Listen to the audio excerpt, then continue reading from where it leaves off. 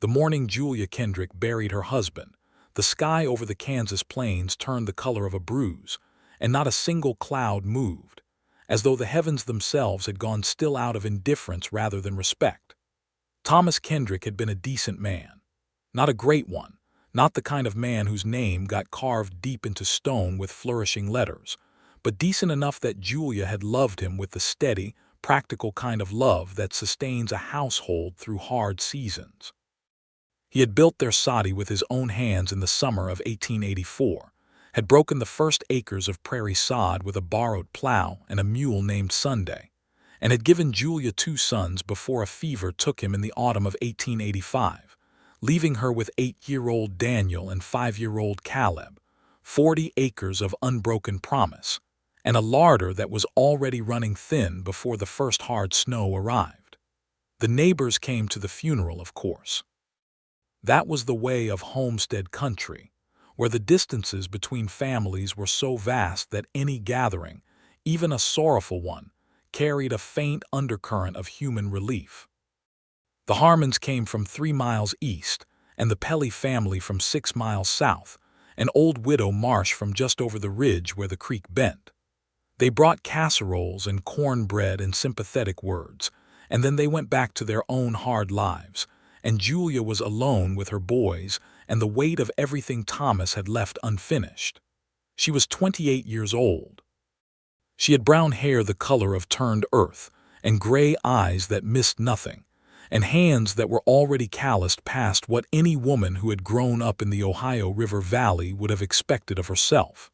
She had not come west imagining hardship. She had come west imagining possibility. Those two things had turned out to be the same. The winter of 1885 into 1886 was brutal in the way that Kansas winters can be brutal, not with the dramatic violence of a single killing storm, but with the relentless, grinding pressure of cold that never quite released, of wind that found every gap in the soddy's walls, of days when the sky was white from horizon to horizon, and the temperature dropped so low that the water in the bucket by the door froze solid before morning. Julia learned things about herself that winter that she had not known. She learned that she could function on 4 hours of sleep.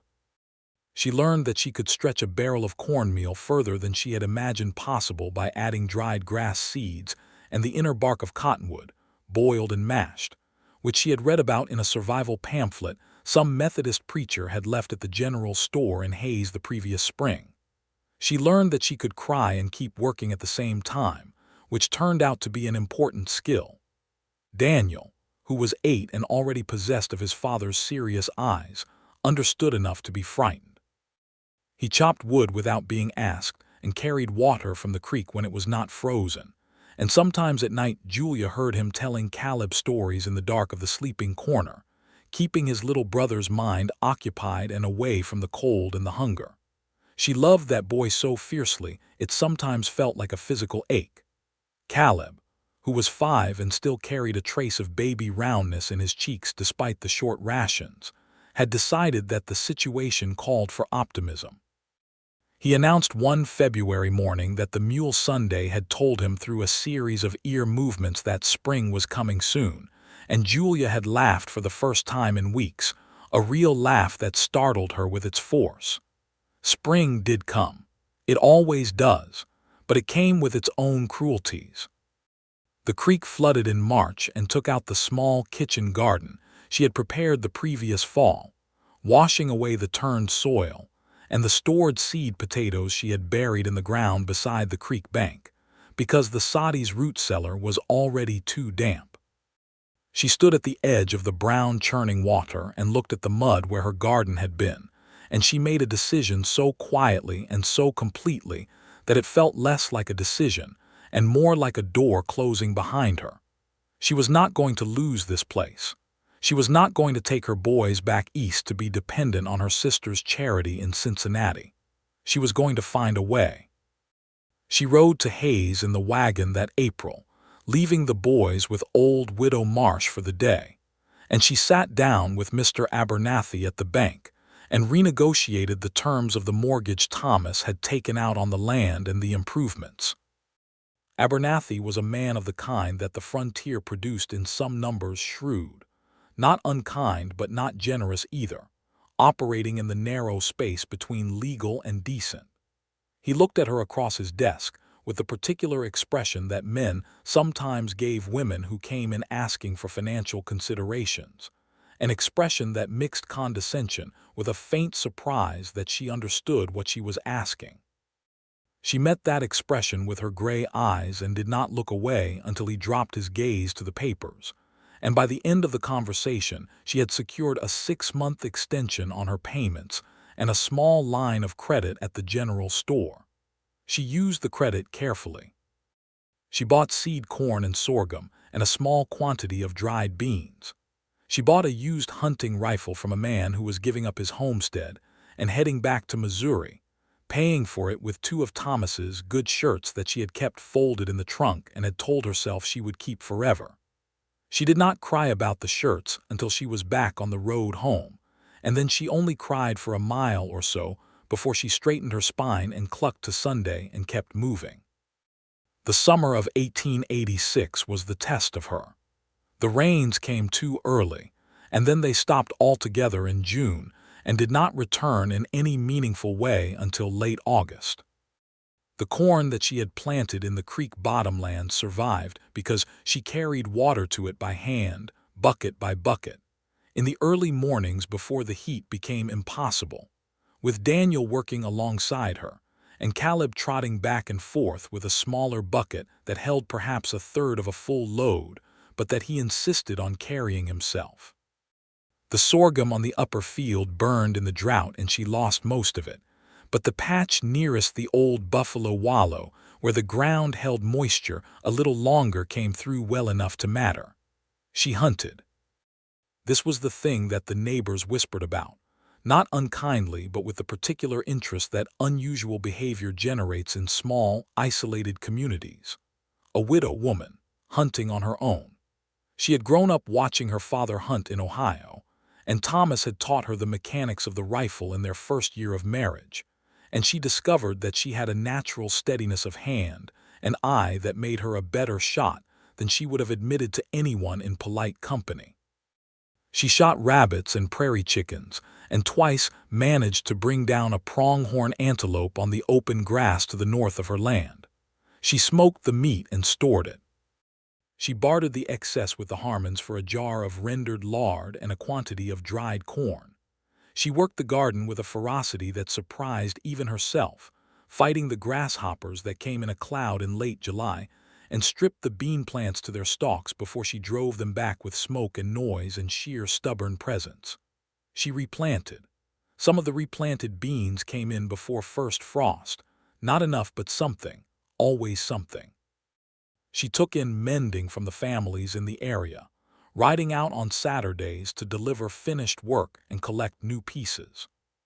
She charged fair prices and did good work and never delivered late, and slowly, painfully, she accumulated enough cash money to stay current on her credit at the general store through the summer. The community around her was suffering. 3 homesteads failed that year within 20 miles of her place. The Kellerman family, who had come out from Pennsylvania with such high hopes 2 years prior, packed their wagon in August and left without saying goodbye to anyone. The Reese brothers, who had taken neighboring claims east of Hayes, sold out to the cattle company that was always sending men through to make offers. Old Widow Marsh lost her small corn crop entirely to the grasshoppers and spent the summer quietly going hungry until Julia discovered it in September and began leaving food on her doorstep twice a week. The summer broke other things besides crops. It broke people's faith in the land, their faith in the future that had been promised in the homestead brochures, with their illustrations of neat farmhouses and productive fields. It broke marriages and plans, and the careful optimism that was the only thing standing between a homesteader and the void. Julia watched the breaks happening around her, and she kept her own faith sealed inside her chest where the wind couldn't get at it, not through any particular grace or spiritual fortitude, but through sheer stubbornness and the faces of her 2 boys. By October of 1886, she had filled the root cellar with enough to see them through the winter. Not comfortably, there would be careful rationing, and no luxuries, and mornings when the porridge was very thin but through. She had put up preserved vegetables and smoked meat and dried corn, and a quantity of wild plum preserves, made from the fruit of the thorny little trees along the creek. She had a sack of flour, a sack of cornmeal, dried beans, and enough salt to last. She had firewood stacked higher than the eaves of the soddy on the north wall, cut and split over 3 months of early mornings. She stood at the door of the root cellar on the first cool evening of October, looking at what she had stored, and something moved through her that she could not name precisely. It was not pride exactly, or not only pride. It was a deeper recognition, the knowledge of what she was capable of, the understanding that she had done a thing that needed doing and had done it without flinching. Her sons were going to be fed. The land was still hers. Whatever the winter brought, she had met the year honestly, and it had not broken her.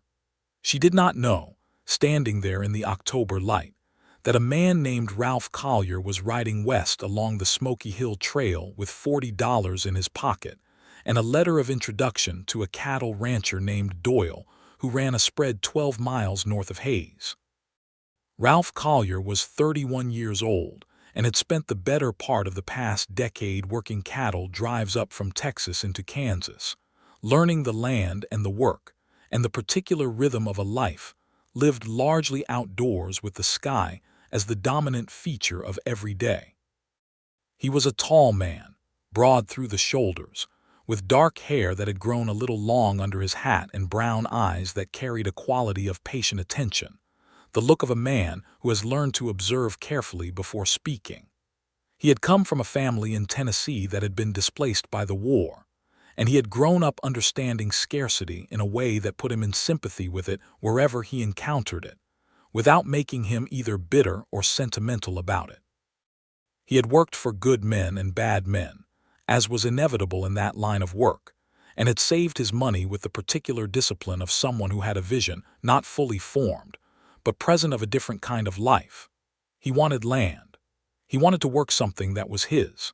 He had been riding up and down the cattle trails for 10 years, and the appeal of that life, which had been real and genuine and had formed who he was, had begun to yield to a different kind of wanting.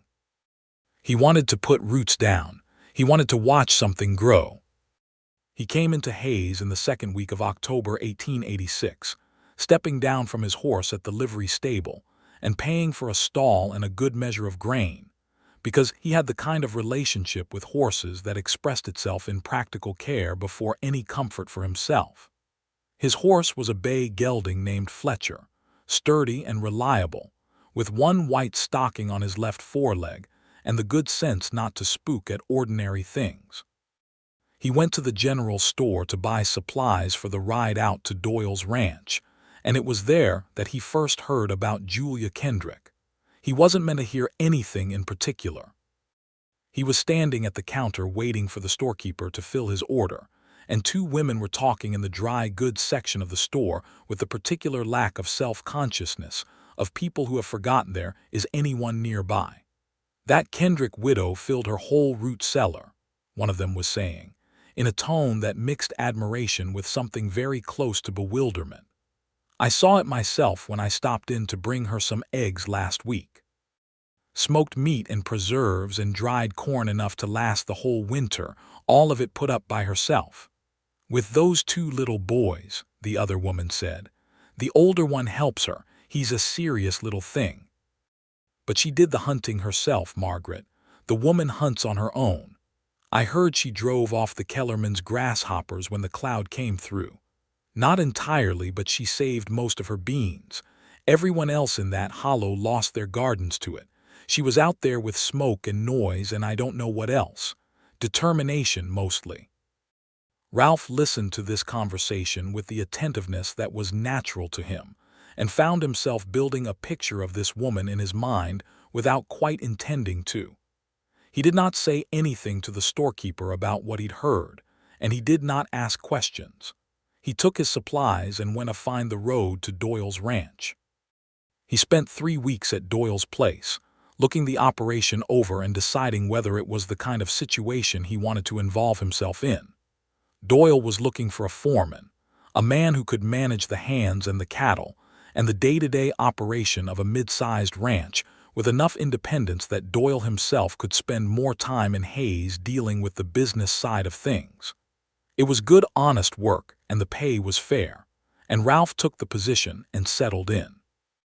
He heard about Julia Kendrick again 2 weeks after he started at Doyle's, this time from one of the ranch hands, a wiry young man named Pete who had grown up in the area and knew every family within 20 miles. "There's a Homestead woman over south of here," Pete mentioned one evening at the bunkhouse stove, while the men were warming their hands after a long day checking fence in the cold. "Widow woman, keeping that place going on her own with 2 small boys. She filled up a whole root cellar this summer while every other homestead in that stretch was failing. People around here talk about it. They say it's the finest thing they've seen in a lean year." Ralph asked a few careful questions, where the land was, what the situation was, and then let the conversation move on to other things. But the image of this woman, this Julia Kendrick with her root cellar and her hunting rifle and her serious older boy and her smoked meat and her determination, had settled into his mind with the permanence of something that matters. He was not a man who acted on impulse. That was important to understand about Ralph Collier.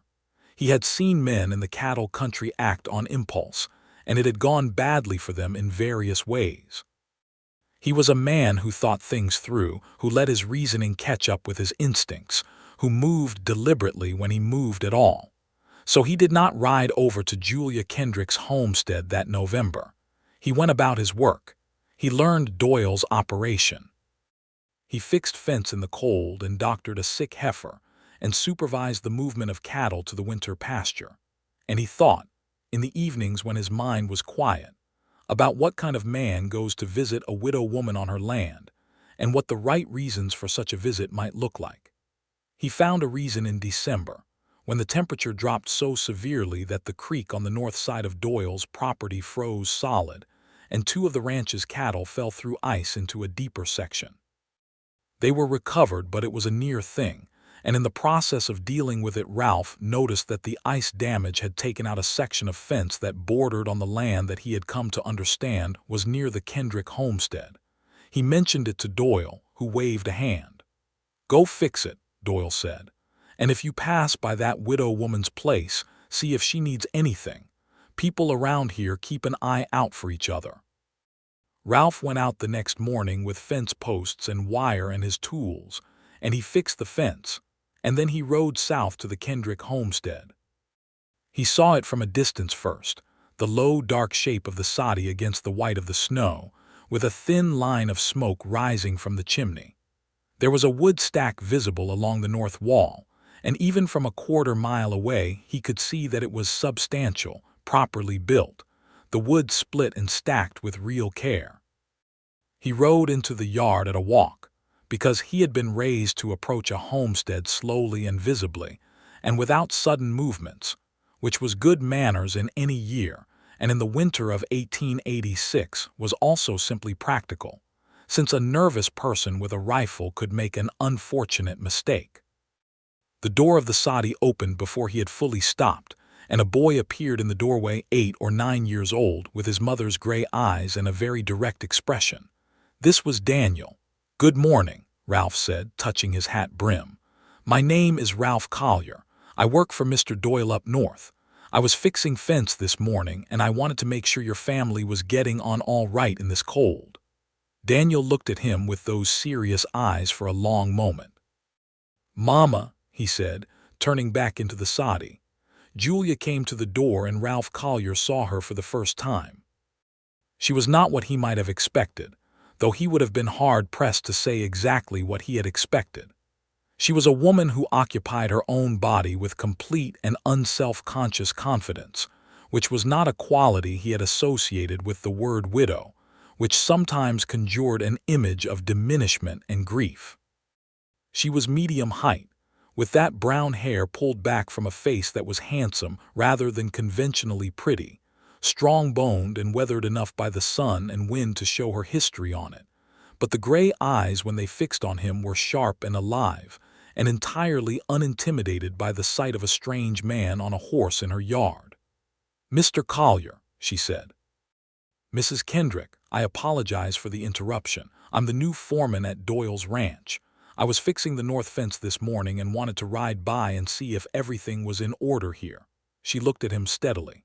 "We're in order," she said, "but you're welcome to come down off that horse and warm up at the fire if you need it."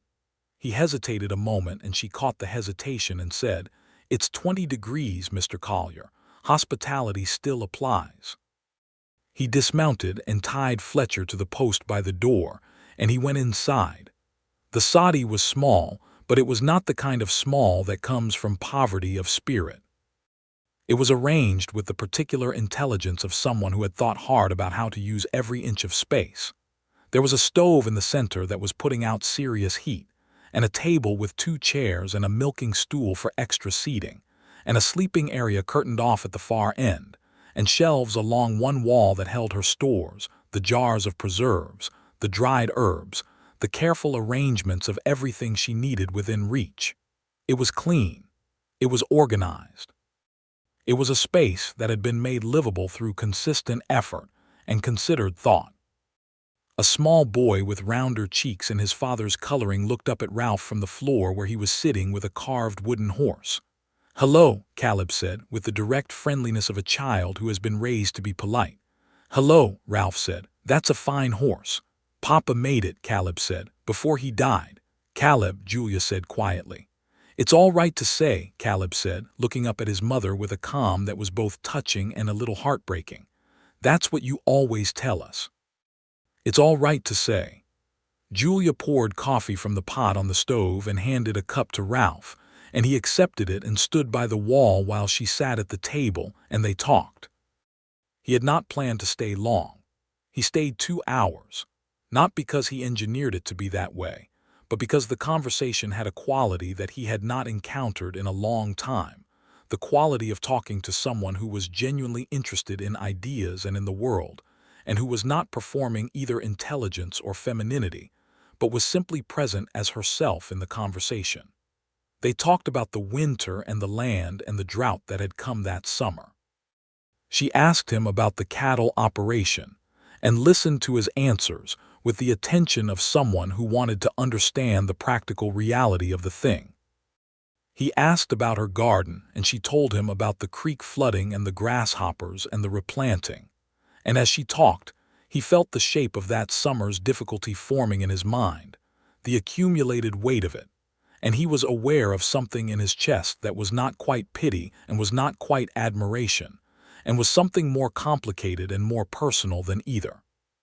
When he left, he touched his hat brim to her in the doorway, and she stood with her arms crossed against the cold and watched him ride north, and he was very aware of her watching.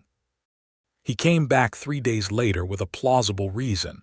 He had found a section of fence post on the Doyle property line that he thought might be encroaching on her northern boundary, and he wanted to show her the survey mark he had found.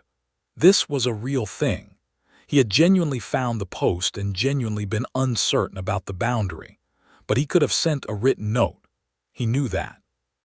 She received him at the door again and looked at his expression with those gray eyes, and seemed to see through the plausible reason to the less plausible one underneath, and she did not comment on it, which he found himself grateful for.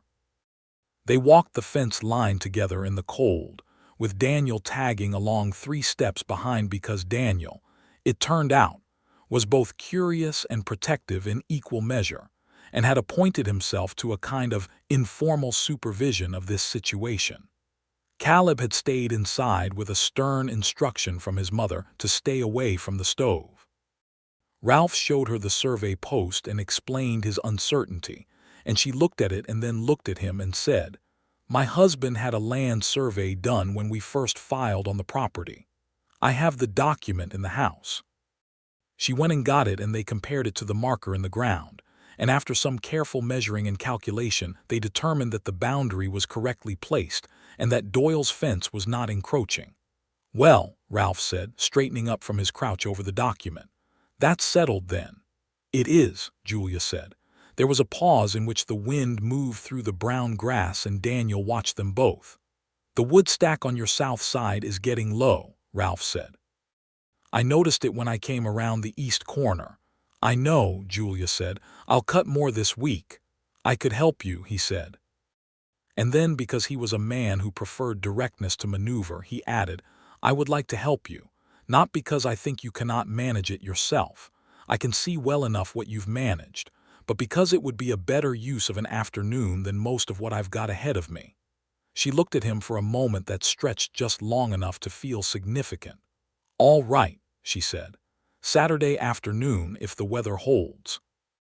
He came Saturday, and he split wood for 3 hours in the pale winter sun, while Daniel worked alongside him, learning the proper technique for the axe with a seriousness that Ralph met with equal seriousness, showing him without condescension the angle and the follow-through, and the way to read the grain of the wood. Julia brought them hot coffee at midday and sat on the chopping block and drank hers while Ralph rested his axe, and they talked about everything and nothing, about the land and the seasons, and whether Kansas was going to get more settlers or fewer in the coming years, about the cattle drives Ralph had ridden and the life they had given him, about where she had grown up and what had brought her and Thomas West. She talked about Thomas naturally and without excessive grief, the way a person talks about something that has shaped their life completely and is no longer painful to acknowledge. Thomas had been good. Thomas had been kind. Thomas had worked hard and loved his boys and had believed in this land. That was the truth of him, and she offered it plainly, and Ralph received it with the respect it deserved. In January, Ralph began stopping by once a week on a regular basis, without pretense. He would bring things, a haunch of beef from a steer that had died in the cold on Doyle's property and been butchered for the meat, a small sack of flour from the Doyle cook who had ordered too much, a book that he had borrowed from Doyle's library and thought she might like. She accepted these things without excessive gratitude and without false protest, which was exactly the right way to accept them, and he liked her more for it every time. Daniel warmed to him by degrees, with the same careful pace that serious children use when they are deciding whether a new person in their world is trustworthy. Ralph noticed the warming and did not rush it. He answered Daniel's questions honestly, even the difficult ones, like the question about whether cattle drives were dangerous, which the answer to was yes, sometimes, and Ralph said so. And Daniel nodded with the satisfaction of someone who has received a straight answer to a straight question. Caleb, who operated at a different speed, had decided within 10 minutes of the first visit that Ralph Collier was good, and had conducted himself accordingly ever since, following Ralph around the yard when he visited and showing him things: the carved horse, a drawing he had made of Sunday the mule, a small bird's nest he had found and saved, with the generosity of a child who gives what he has. In February, on a Wednesday evening when Ralph had ridden over in the early dark to bring a message from Doyle about a property matter, he sat at the table by the lamp and played a card game with both boys after supper, and Julia sat across the table and watched her sons laugh at the table with this man, and something shifted in her chest that she had been holding closed since October of 1885. Since the morning after Thomas's death, when she had stood in the cold and looked at the work ahead of her and sealed herself inside her own capability. She had been so careful with herself. She had been so rigorously practical, so focused on what needed doing, that she had not left room for anything that needed feeling. And there was Ralph Collier at her table, easy and warm and genuinely present, teaching Caleb to hold his cards without showing them to everyone, and she felt the sealed thing opening up whether she willed it to or not. After the boys were in bed, she and Ralph sat at the table with the lamp between them and talked in low voices the way people talk when there are children sleeping nearby. And he told her about Tennessee, about what the end of the war had done to his family's land and his family's sense of the future, about the years of uncertainty that had pushed him west toward the cattle trails, and she listened with the particular quality of attention she gave to things that mattered to her, fully present. Nothing held back from the listening. You had to rebuild from nothing, she said. Not quite nothing, we had ourselves. That's not nothing, she said. That's everything, actually. He looked at her across the lamp. Yes, he said. That's what I eventually figured out. In March, when the snow began to give way to mud, and the first tentative signs of spring arrived in the form of a red-winged blackbird sitting on the fence post at the edge of her garden, Ralph brought her a packet of vegetable seeds he had ordered from a catalog in Hayes tomatoes and squash, and an extra variety of bean that the catalog claimed was drought-resistant. He had paid for them out of his own wages, which he had not mentioned and had not needed to because she knew a purchased thing when she saw it, and she held the seed packets in her hands and felt something very close to being moved to tears, which she was not going to do at the door of her own soddy in broad daylight. "You didn't have to do that," she said. "I know," he said. "That's why I wanted to." She looked up at him and his eyes were warm and direct and entirely honest, and she said, "Ralph." He had been calling her Mrs. Kendrick. She had been calling him Mr. Collier. It was the first time she had used his given name and they both knew it. "Julia," he said. And they stood there in the March wind with the seed packets between them, and the red-winged blackbird called from the fence post, and neither of them moved for a moment that felt very full. He asked her the following Sunday if he might take her to the social at the Harmon farm the week after Easter, which was a gathering that most of the Homestead families in the area attended, and which served the social functions that isolated rural life required, the dancing and the talking and the catching up on news. He asked her with the same directness that characterized everything about him, looking at her steadily and not dressing the question up in anything it wasn't. She said yes. She told herself it was not a significant thing. She had to attend the social anyway, and it was sensible to go with someone who had a proper wagon rather than taking Sunday and the old farm wagon that had a wheel that needed attention. She told herself this while she was altering her second-best dress, taking in the waist a little because the summer of hard work and careful eating had changed her shape, and adding a piece of dark blue ribbon she had been saving for something, and she was fully aware that she was telling herself a story that had some truth in it but was not the whole truth. The Easter social was held on a Saturday in mid-April of 1887. The weather was gentle for the first time in what felt like a very long stretch of weather that had been anything but gentle, and the Harmon barn was decorated with what could be mustered in the way of spring flowers, mostly wild plum blossom cut from the creek banks, and there was fiddling and dancing and tables loaded with what the Homestead women had managed to bring, which varied in abundance depending on how the year had gone but was collectively more than enough. Ralph arrived at her homestead in Doyle's second wagon, cleaned and pressed, his dark hair brushed back under his hat, and when he handed her up into the wagon seat, he was careful with her, and she could feel the care in it, the particular attentiveness of someone who wants to handle something precious without making the person know they're being handled. Daniel and Caleb rode in the back, Caleb having declared immediately upon climbing in that he was going to eat as many of Mrs. Harmon's molasses cookies as he was allowed to eat, which Daniel corrected by pointing out that the number he would be allowed to eat was entirely determined by their mother. Julia heard this and said nothing, because the number she intended to let him eat was in the charitable range, and she saw no reason to negotiate prematurely.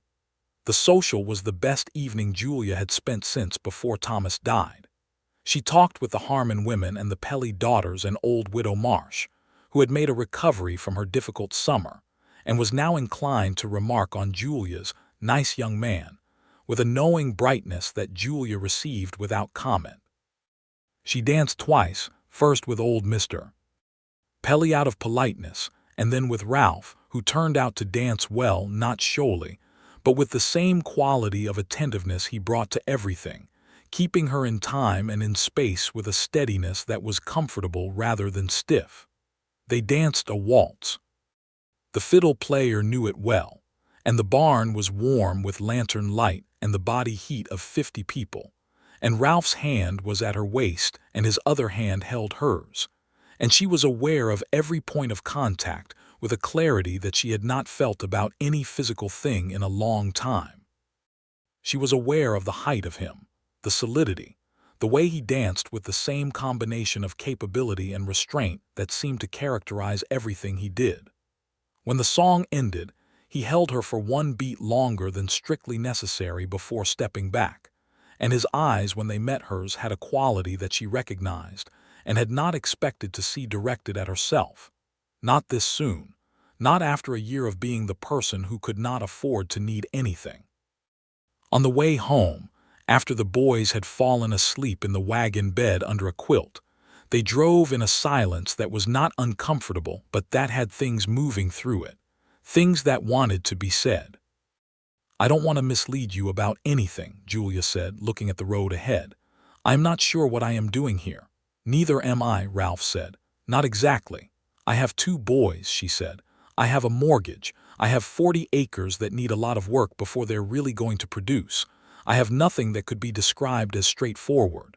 "I've been on a cattle trail for 10 years, Ralph said. "Straightforward stopped being what I was looking for about halfway through that." She turned and looked at him, and in the faint starlight his expression was open and serious and not performing anything. "What are you looking for?" she asked. He thought about this for a moment with the honesty she had come to expect from him. "Something real," he said. "Something that matters, a place that's mine and the kind of life that grows in a place. I'm not a sentimental man by nature, Julia, but I've ridden a lot of empty miles and I've gotten a clear idea of what fills the empty and what doesn't." She was quiet for a moment. The horses moved steadily on the dark road. "When I heard about you," he said, and then stopped. "When you heard about me." "Before I ever came to your place, in town and then from one of the hands, I heard about what you had done this past year, what you'd managed through that summer." He paused again, choosing his words with the precision she had come to recognize. "I'm not sure I've ever heard of anything finer, the way people talked about it. A woman alone, keeping her sons fed, keeping that land through a year that broke everybody around her. I kept thinking about it." She said nothing. Something about hearing it put plainly like that, without sentiment or exaggeration, hit her differently than she had expected. "I want you to know," he said, "that it was the first thing I admired about you, before I knew your face or your voice. That thing you did, that's the thing I thought about." She looked out at the dark road and the dark sky above it, full of stars the way the Kansas sky always is on a clear night, excessive with stars, overwhelming with them. "It wasn't extraordinary," she said finally. "It was only what needed doing." "That's the finest kind of extraordinary," Ralph said. In April and May, he helped her plant the garden with the seeds he had brought, working the ground alongside her on Sunday afternoons, while the boys ran the furrows with their small feet, and Caleb insisted on dropping every 3rd seed himself, which Julia allowed with the amendment that he had to drop them at the correct intervals, which Caleb took seriously enough to spend 10 minutes measuring distances with a stick. The drought-resistant beans went in along the south-facing slope. The tomatoes went in against the soddy wall where they would get the reflected heat. The squash went in the creek bottomland with a prayer to whatever forces governed rainfall in Kansas. Ralph also helped her address the wheel on the farm wagon, which had been developing a wobble that she had been monitoring with concern. He took it apart at the axle and found the problem: a cracked hub that could be repaired with a piece of iron strap and the blacksmithing he had learned on the cattle drives. And they went into Hayes together one morning to get the iron strap. And while they were in town, they went to the general store together and he carried her parcels and they stood in the street for a moment in the May sunlight before getting back in the wagon, and she thought, clearly and without alarm, that this was what it felt like to have a companion. Not a protector, not a rescuer, but a companion. Someone moving through the world alongside you. She found herself thinking about him in the mornings. Not in any way she was embarrassed by, but with the warm, practical awareness of someone who has become important. She thought about things she wanted to tell him, observations about the garden or the land or something Daniel had said, and she noticed that she was collecting these things to share with him and understood what that meant. He kissed her for the first time in June, in the evening when he had stayed late helping her repair a section of the garden fence that something had damaged. Whether coyote or rabbit was a matter of some debate between them, and they were standing at the fence with the tools gathered and the day's light going amber and long, and he turned to her and looked at her in the way he did sometimes, with that complete attention, and said, "May I?" She said yes. It was a careful kiss, the kind that asks a question rather than assuming an answer, and she answered the question in the way she answered most things, which was directly and without equivocation. His hands were at her face, those capable hands, and she felt the realness of him with a recognition that went deeper than attraction, the recognition of a person whose substance matches their surface.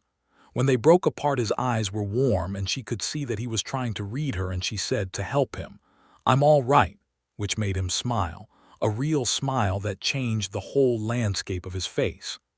"Good," he said. "I'm better than all right," she said. He came every Sunday after that, and sometimes on Wednesday evenings when the work at Doyle's allowed it.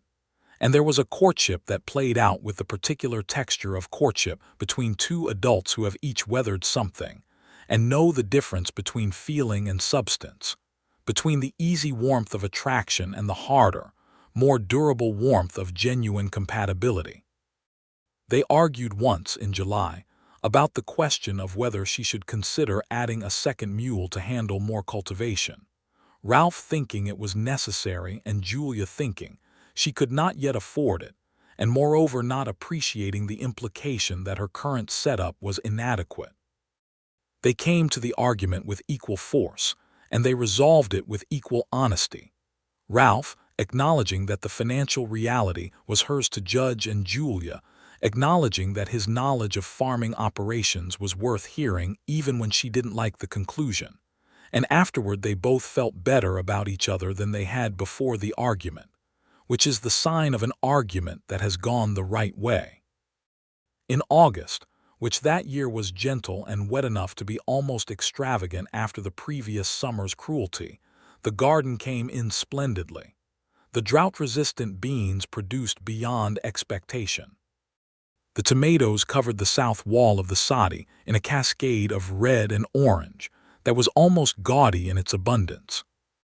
The squash in the bottomland sprawled and produced enough that she had more than she could possibly put up, and began distributing the excess to the Harmon family and old widow Marsh, and the new family that had come in on the failed Kellerman claim, a young couple from Iowa named Brower who were in their first summer and clearly struggling, and clearly too proud to ask for help, until someone made the asking unnecessary. Ralph was at the garden when the beans were ready to pick, both of them working down the rows in the early morning while the dew was still on the plants, and Caleb was eating beans raw from the vine, which Julia permitted because the look on his face when he ate them was worth the few that didn't make it into the basket. Daniel was picking with the systematic efficiency that was entirely characteristic of him, working his row faster than either adult, and Ralph watched him and said to Julia quietly, "That boy of yours is something." "He's been something since he was old enough to have a character," Julia said. "He looks at the world like he's going to figure it out," Ralph said. "Like he's collecting information and he's going to do something with it." "His father looked at things that way," Julia said. "It's a good way to look at things." She glanced at him sideways as they moved down the row. "He likes you," she said, "which he would not thank me for telling you since he's been very careful about it." "I know," Ralph said. "I've been careful back. Kids that age deserve to be courted too, in a way. You can't just show up and expect them to accept you because you're there." She straightened up and looked at him over the bean plants. "Most men wouldn't think about it that way. Most men haven't paid much attention," he said simply. It was September when Ralph Collier asked Julia Kendrick to marry him. He had thought about it for a long time, turning it over with the deliberateness that characterized his important decisions, making sure that what he was feeling was real and lasting, and not the product of loneliness or romantic impulse or the appeal of a story he had heard before he met her. He had satisfied himself that it was real. He had satisfied himself that she was the person he wanted to spend his life alongside, not because she needed him, but because he wanted to be alongside her, because the world looked better when she was in it and worse when she wasn't. He asked her on a Sunday evening in September of 1887, sitting on the step of the soddy while the boys were inside, and the sky was going through its evening performance of color, the way the Kansas sky will in September, orange and rose, and a deep clean blue at the zenith. He had not planned a dramatic gesture. He did not have a ring, because he did not yet have the money for a proper ring, and he did not want to wait until he did, but he also wasn't going to offer her something inferior in the category of rings, which was its own kind of problem that he had been turning over. He told her this. All of it. He said, "I have been thinking about asking you to marry me for 2 months, and I kept putting it off partly because I wanted to be sure and I am sure, and partly because I don't have a proper ring yet and I couldn't decide whether to wait until I did or whether waiting was the wrong call." Julia looked at him with something that was almost a smile. "And which did you decide?" "That waiting was the wrong call," he said. "That you deserve to know where I stand regardless of what I can put on your hand. So here I am standing. I would like to marry you, Julia.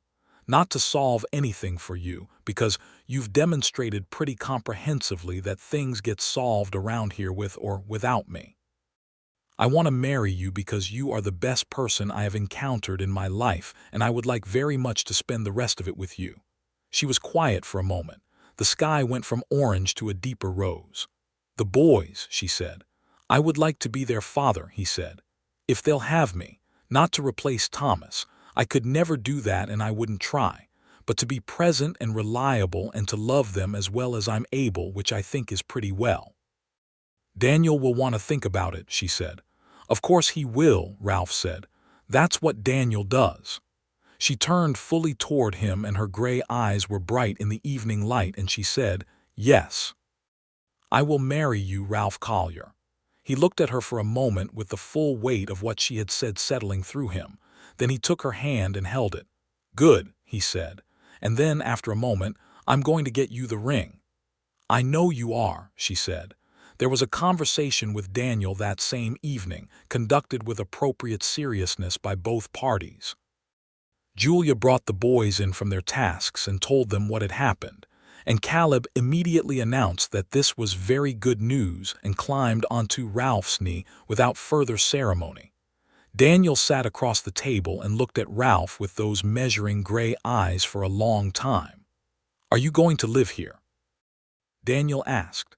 "If your mother will have me, yes," Ralph said. "What about Doyle's ranch?" "I'll talk to Mr. Doyle. There may be a way to manage the ranch work without living there full time." Daniel considered this. "Papa built this place," he said. "I know," Ralph said. "It's a good place. He built it well. Will you keep it right?" "I'll keep it right," Ralph said. "I'll add to it as I can, but I'll keep what your father built." Daniel was silent for another long moment. Then he said, "All right." It was the highest available praise from Daniel Kendrick, and everyone at the table knew it. They were married in October of 1887, a year almost to the day since the root cellar had been filled, and Julia had stood in its doorway in the October light, not knowing that Ralph Collier was on a road heading west. The ceremony was held in the small Lutheran church in Hayes, which Julia had attended irregularly over the years, and which the pastor agreed was sufficient grounds for performing the service. It was a small wedding. The Harmon family came, and the Pelly family and old widow Marsh, who cried in a way that was not sad, and the Browers from the neighboring claim, who had become friends over the surplus squash. Doyle himself came, a large, practical man who shook Ralph's hand with genuine warmth and told Julia that she was getting one of the better men he had encountered, which was not his usual mode of speech and therefore meant considerably more for its rarity. Ralph had the ring. He had ridden to Hayes twice, and then to a larger town to the east before finding something that was both real and right. A simple gold band with a small setting, nothing ostentatious, but genuinely beautiful in its simplicity. He put it on her finger in the church, with the particular care of someone who understands what they are doing. Julia wore her best dress, the blue one that she had kept for such occasions as had not yet arrived, and she stood in the October light of the church windows and married this man with the same completeness with which she had always done everything. She was not performing the bride. She was being herself, which was the woman who had filled the root cellar and raised her sons and opened her door to a man on a cold December morning and talked to him for 2 hours and felt, for the first time in a very long time, genuinely met. Doyle was amenable, as Ralph had hoped, to an arrangement that allowed Ralph to serve as foreman while living on the Kendrick homestead. It meant more riding, and it meant some early mornings and late evenings, but it was manageable, and it brought in the steady wages that the homestead needed alongside its own production. Ralph's savings, accumulated over 10 years of cattle work, went into the land, a second mule, a proper plow, materials for expanding the soddy sleeping area to accommodate the full family with appropriate dignity, and a start on the lumber for a real wooden house that they planned to build over the coming 2 years as funds allowed. The second mule's name, by Caleb's immediate and non-negotiable declaration, was Monday. Sunday and Monday worked well together. Ralph had an eye for animals and had chosen Monday with care, a sturdy young mule with good disposition and strong hindquarters, and by the spring of 1888 they had broken twice the acreage they had managed the year before. Daniel learned to plow a straight furrow that spring, working alongside Ralph with an attention to instruction that Ralph met with equal attention to teaching, and there was something in the sight of the man and the boy going down the field together, the boy learning the weight and direction of the implement, the man patient and specific and present, that made Julia stop whatever she was doing and simply watch. The spring of 1888 was a good one. The rains came in proportion, not too early and not too late, and the garden went in abundantly, and the grain fields looked promising from the beginning. There was a quality to that spring that Julia recognized as grace, not the grace of things being easy, but the grace of things going right after they had gone hard, the particular sweetness of abundance in a place that knows what scarcity feels like. In the summer of 1888, Julia discovered she was pregnant. She told Ralph on a Tuesday morning in July before he left for Doyle's ranch, standing in the kitchen of the expanded soddy with her coffee cup in both hands and looking at him directly as she always looked at everything. He went very still for a moment, the way he went still when something important was happening and he wanted to give it its full weight.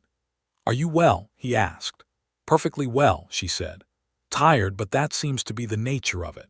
He crossed the room and took her face in his hands and kissed her forehead, and she felt in that gesture an entirety of feeling that she knew matched her own, the recognition of this as what it was, the growth of something that had been carefully built and was now producing.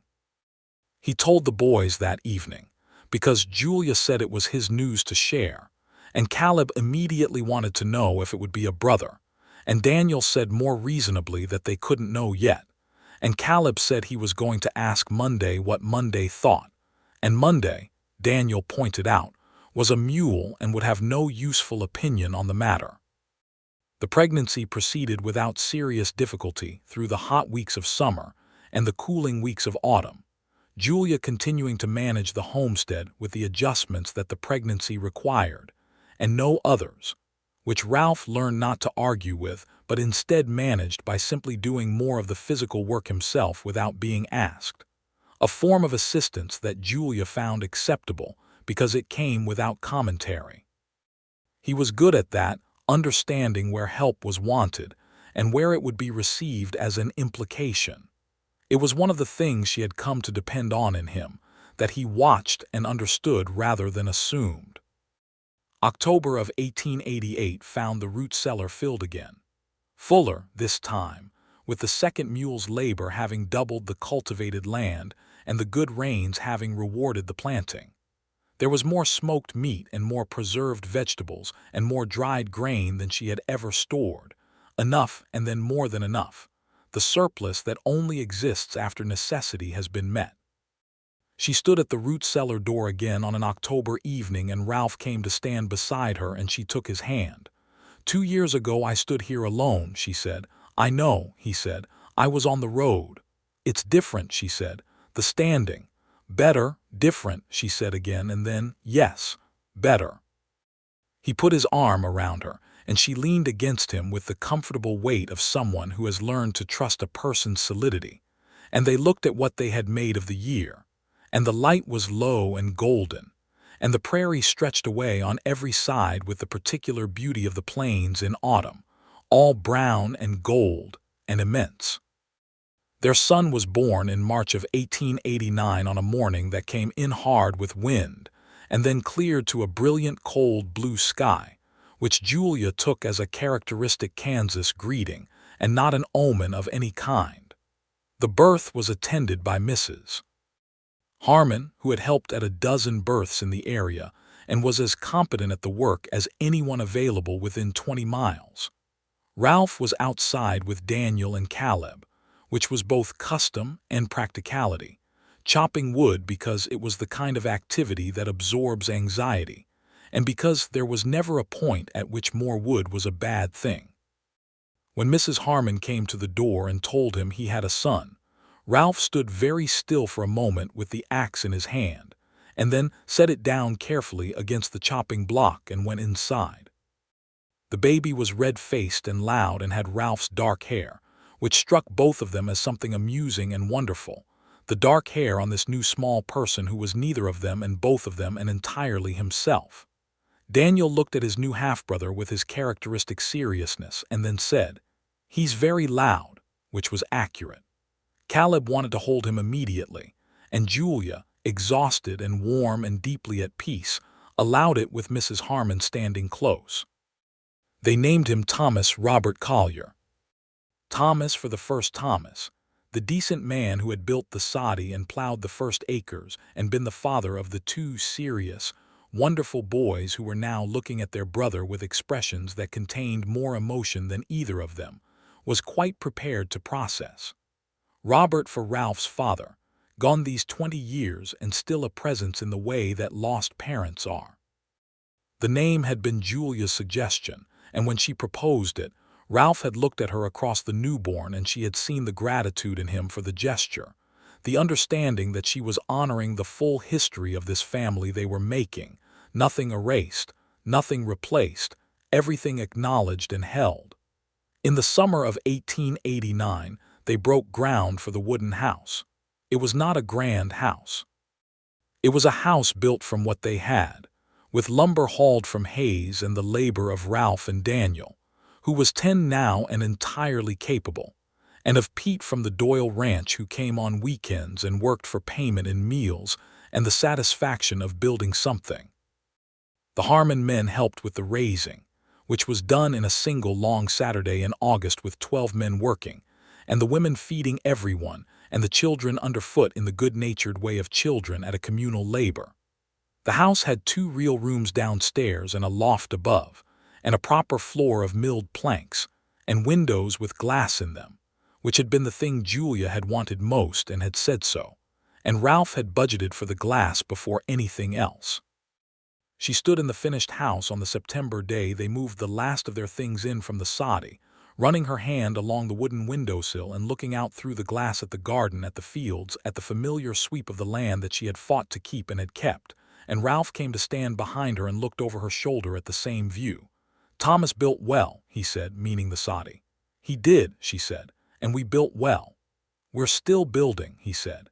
"Yes," she said, "we are." By the autumn of 1889, the mortgage on the homestead was nearly current, closer than it had been at any point since Thomas had taken it out. The 2 mules working the doubled acreage, combined with Ralph's wages from Doyle's ranch and the steady income from Julia's mending work, which she had not given up because she was constitutionally opposed to giving up any income until she had something better to replace it with, had transformed the financial situation of the place from survival to stability. It was not wealth. It was not ease. It was the solid ground that you can stand on without worrying about what's underneath, And for people who had known the alternative, it was worth everything. Daniel had started at the school in Hayes that autumn, riding in with the Harmon children on the days the school met, which was 3 days a week through the school year.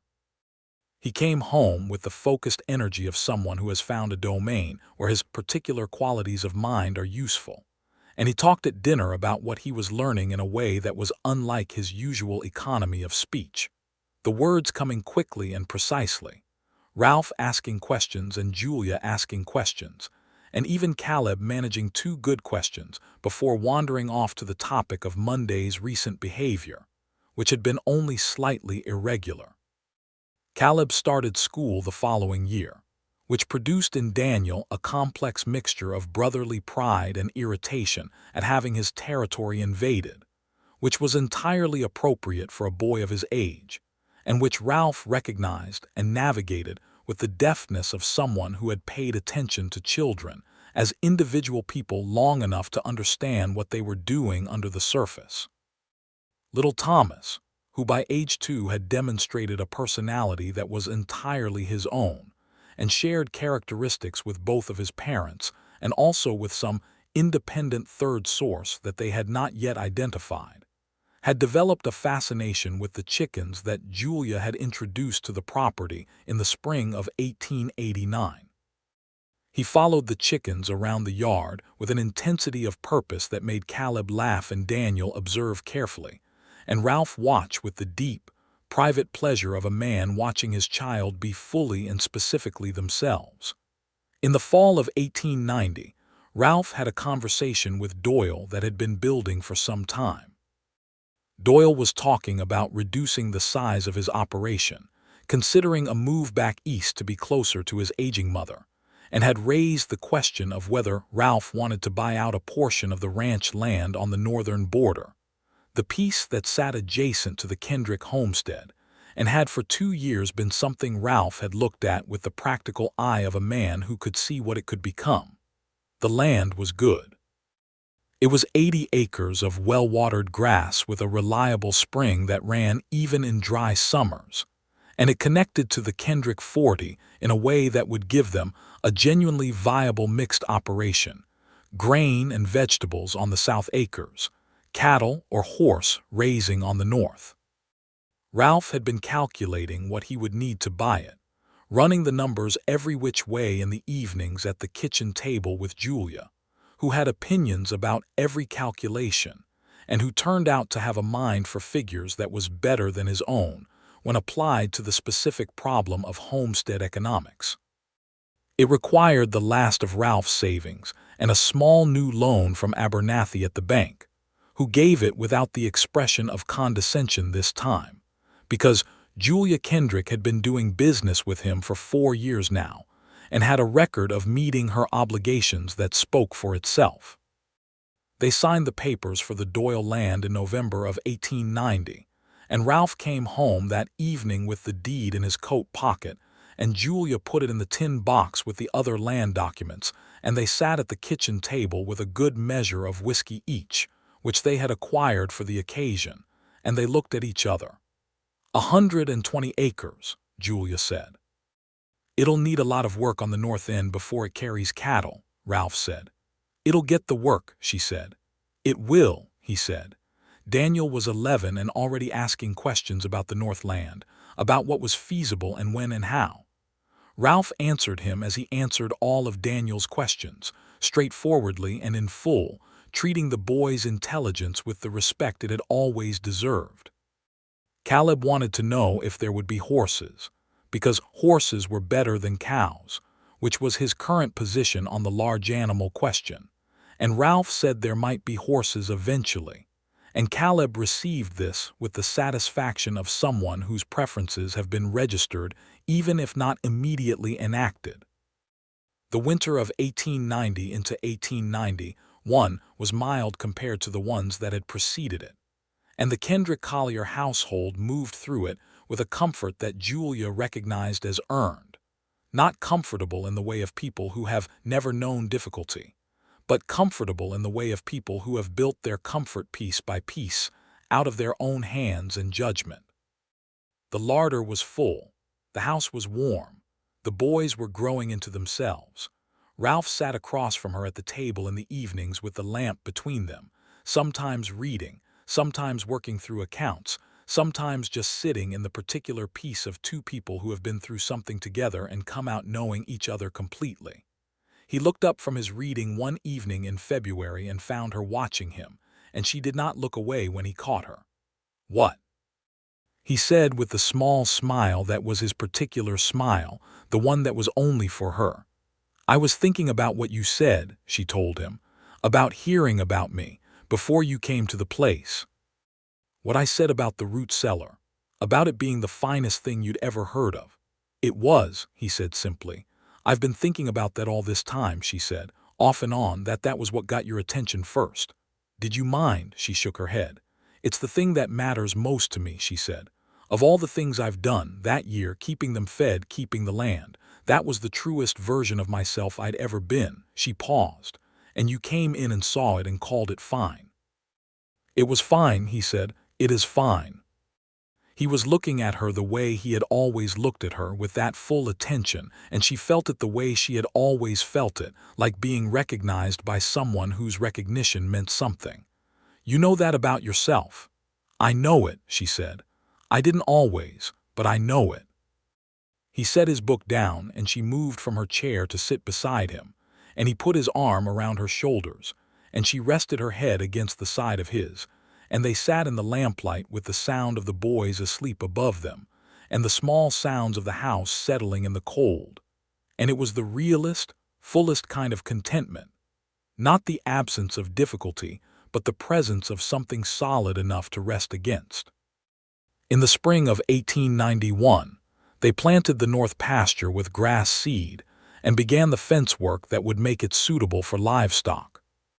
It was an immense amount of labor, and Ralph hired Pete from the old Doyle operation and a second young man named Charlie Rays, who had come through the area looking for work, and who turned out to be both capable and good-natured, and who became a fixture of the place through the spring and summer. Charlie Rays was 20 years old and originally from New Mexico Territory, the son of a family that had been on that land for generations, before the borders had moved and changed, who was on which side of what line, and he carried that history without bitterness, and with a clear-eyed understanding of how things worked that Ralph respected deeply. Julia paid him his wages on time and in full and treated him as the equal he was, which was not universal in that time and place, and which Charlie noticed and appreciated without needing to make it explicit. The fence went up through the summer, mile by careful mile, and by August the north pasture was enclosed and they brought in 4 cattle from a sale in Hayes, a small start, but a start. Daniel was the one who fed them in the mornings, taking the responsibility with the same undemonstrative thoroughness he brought to everything. Caleb visited the cattle with offerings of grass pulled from the outside of the fence, which the cattle accepted, which Caleb took as evidence of a personal bond. Little Thomas, who was 2.5 and moving through the world at a pace that kept everyone's attention occupied, had developed the habit of following Ralph around the property with the focused dedication of a much smaller shadow, and Ralph had taken to narrating his work quietly to Thomas as they moved around, explaining what he was doing and why, which Thomas appeared to absorb even if his responses were not always fully linguistic.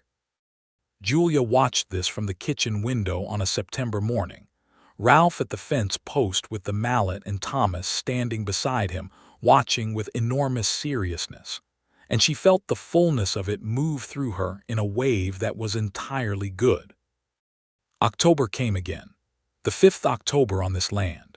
Julia stood at the door of the root cellar, which was now the root cellar of 120 acres rather than 40, which was now the root cellar of a household of 5 rather than 3, which was now the root cellar of a life that had been built deliberately and with love, and with the kind of hard-won knowledge that can't be borrowed or inherited but only lived. It was more than full. It was abundant in the genuine sense of the word, enough and to spare, enough to share, enough to meet the winter and have something left over for the neighbor in need. Ralph came around the corner of the house with Thomas on his hip, the little boy pointing at something in the sky, a hawk, probably. Thomas was fascinated by hawks, and Ralph looking up to see what Thomas was pointing at, and then looking across the yard and seeing Julia in the cellar doorway and changing his path to walk toward her. She watched him come. She watched the ease of him, the way he moved through this place as though it had always been his, and as though that fact and the fact of her had always been the same fact. He had called what she'd done the finest thing he'd ever witnessed, and she had thought about that in 1,000 quiet moments over 4 years, had turned it over and understood it differently at different times, had come to understand it not as praise for an achievement but as recognition of a person, the recognition that she was the kind of woman who did that kind of thing, and that he was the kind of man who could see it and call it what it was. He reached her and stood beside her at the cellar door and looked in at the stored plenty, and Thomas pointed at the jars and said with great conviction, "Beans." "Beans," Ralph agreed. "There are also tomatoes," Julia said, "and dried corn." "Beans," Thomas said again firmly. "We've raised a son with strong opinions," Ralph said. "We've raised 3 sons with strong opinions," Julia said. He put his arm around her, still holding Thomas on the other hip, and kissed her temple, and she leaned into him, and the October light lay over the land in the way it does in Kansas in autumn, low and warm and golden, making everything it touches look like something that matters. It all did matter.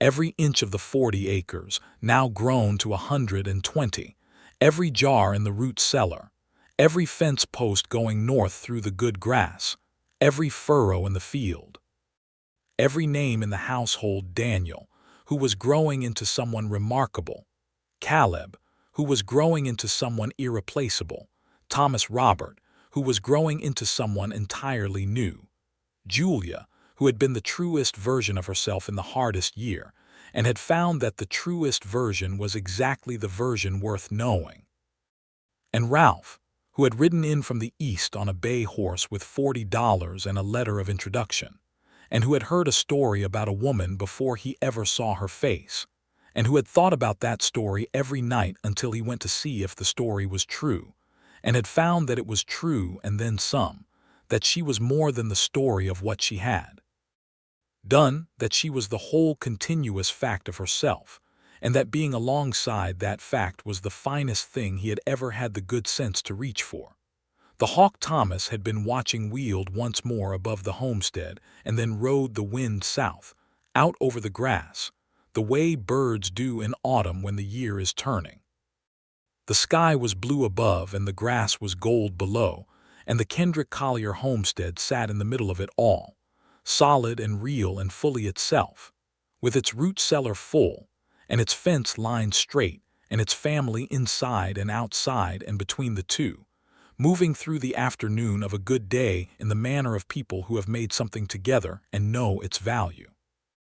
Inside the house, supper was coming on the stove, the smell of it moving out through the open door into the October air, and Daniel was at the table working through his schoolbooks with a candle for the failing light, and Caleb had come in from the north pasture, with a report on the cattle that he delivered with more drama than the facts strictly required, and the wooden horse that Thomas's father had carved sat on the shelf above the fireplace where it had always been, where it would always be. Present and honored and not forgotten, only joined by everything that had been built around it and beyond it, and in the full knowledge of what it meant. Ralph set Thomas down on the kitchen floor, and the boy immediately headed for the corner where his own small wooden horse lived, a new one that Ralph had carved over the past winter in the evenings, and Thomas picked it up and held it alongside the older one that belonged to Caleb, and considered the 2 horses with the gravity of a 2.5-year-old engaged in important work. Julia stood at the stove and stirred the pot and looked out the window at the field and the sky and the last of the daylight going out of the world in its long, slow, beautiful way, and she was entirely at peace. Not the peace of someone for whom nothing hard has happened, not the peace of someone who has escaped the difficult things, but the peace of someone who has gone through the difficult things and built something true on the other side of them. It was the only kind of peace worth having, and she had it fully, and she intended to keep it. "Supper in half an hour," she said. "Beans," said Thomas with considerable authority. "Among other things," Julia said. Ralph laughed from across the room, a real laugh, easy and warm, and Daniel looked up from his books with the ghost of a smile at the corner of his serious mouth, and Caleb said from his chair, "I do think Monday has been listening to Thomas, you know. They both make the same face." Outside, the stars were beginning to appear above the Kansas plain, one by one and then in their multitudes, the way they always do in that open country, excessive, overwhelming, indifferent to everything small and partial about human life, and entirely indifferent in the same breath to everything large and whole about it. The land stretched away from the homestead in every direction, dark and cold and full of whatever the next year would bring, and it would bring something, it always did, weather and difficulty and grace and labor and the slow accumulation of a life fully lived. But tonight there was supper on the stove and children in the house, and the man she loved on the other side of the room, and the root cellar was full, and the land was theirs, and that was more than enough. That was, in the deep and unperformative sense of the word, everything.